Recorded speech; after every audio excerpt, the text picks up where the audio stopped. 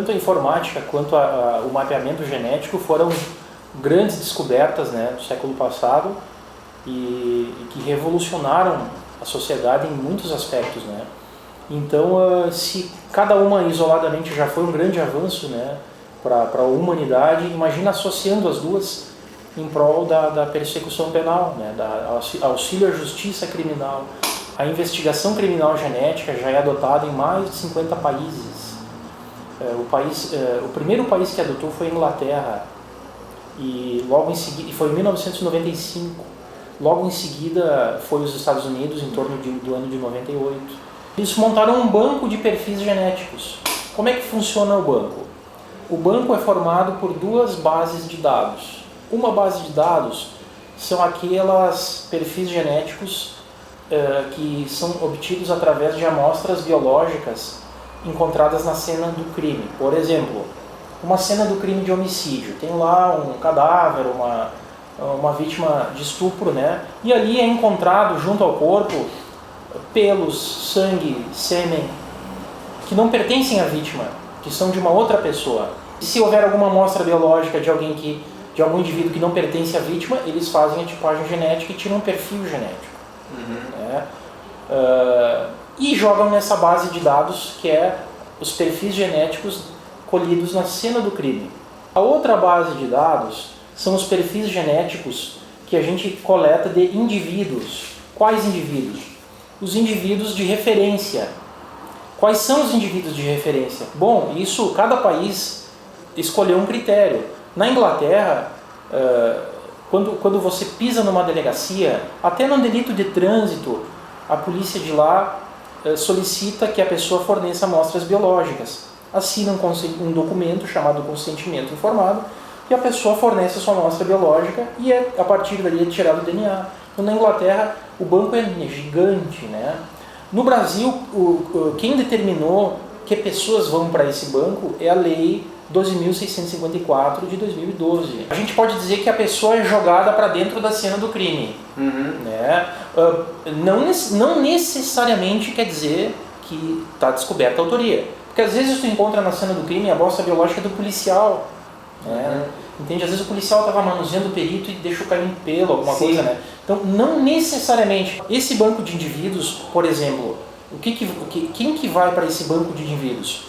Condenados por crimes graves, até a condenação durante a investigação ou na ação penal, os delegados de polícia podem representar ao juiz, pedindo que o juiz determine a tipagem genética.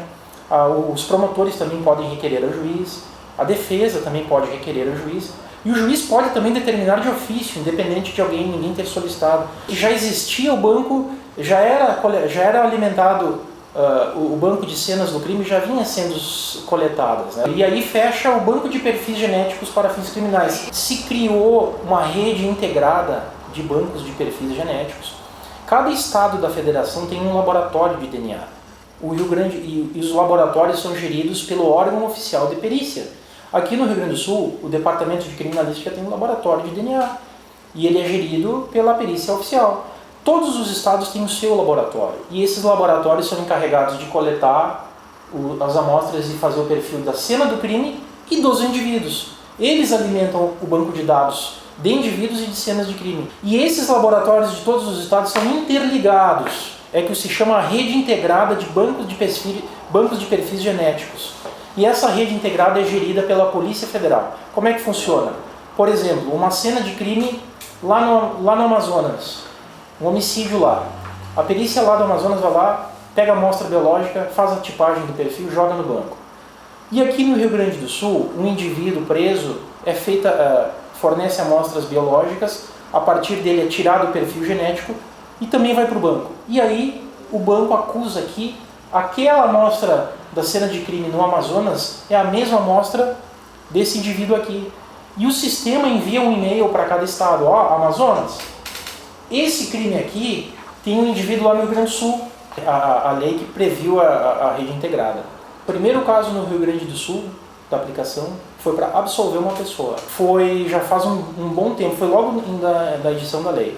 Recentemente houve um caso Eu não sei te dizer o nome do acusado. Eu até estou pesquisando o número do processo. Recentemente, um acusado também, o perfil biológico da cena do crime fechou com o dele. Quando a gente joga o banco de perfil genético, o perfil genético da cena do crime e ele coincide com algum indivíduo, a gente chama de match ou hit. Match é que fecha, que casa. O hit é um acerto, então ocorre. Ou se não fecha, aí a identificação a frio, que se chama, porque não deu gol, né? Não fechou, não casou, né? O banco é gerido pela perícia, até onde eu sei, a perícia tem feito, né? Principalmente porque são duas situações de indivíduos. Um é antes da condenação e o outro são depois de condenados. Depois de condenados, coleta daqueles indivíduos está sendo feito, gradativamente a perícia tem feito, né? É uma coisa que, pelo que eu tenho sentido, a população em geral desconhece, a mídia e até mesmo os operadores do direito desconhecem isso. É uma coisa tão recente e a gente tem aí ferramentas fundamentais, né? A investigação criminal genética revolucionou a investigação criminal no mundo inteiro. A partir da investigação criminal genética houve uma revolução e o Brasil agora entrou para esse rol de países, né?